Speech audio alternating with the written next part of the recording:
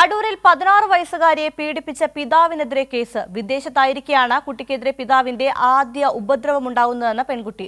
സ്കൂളിലെ കൌൺസിലിംഗിനിടെയാണ് പെൺകുട്ടിയുടെ വെളിപ്പെടുത്തൽ. വിവരങ്ങളുമായി സുജു ഒരിക്കൽ കൂടി ചേരേണ്ട. സുജു, ഇപ്പോൾ 16കാരിയെ പീഡിപ്പിച്ച പിതാവിനെതിരെ കേസെടുത്തിരിക്കുകയാണ്. വിദേശത്തായിരിക്കെയാണ് കുട്ടിക്കെതിരെ പിതാവിന്റെ ആദ്യ ഉപദ്രവം ഉണ്ടായിരിക്കുന്നതാണ് പെൺകുട്ടിയുടെ വെളിപ്പെടുത്തൽ എന്ന് പറയുന്നത് അല്ലേ? എന്തൊക്കെയാണ് കൂടുതൽ വിവരങ്ങൾ? വിഷ്ണുപ്രിയ, ഈ പെൺകുട്ടിയുടെ അമ്മ 2020 തന്നെ വിദേശത്ത് വെച്ച് അസുഖബാധിതയെ മരിച്ചിരുന്നു. തുടർന്നാണ് ഈ അമ്മയുടെ മരണശേഷമാണ് പിതാവിന്റെ ഭാഗത്തുനിന്ന് ഉപദ്രവം ഉണ്ടായിരിക്കുന്നത്.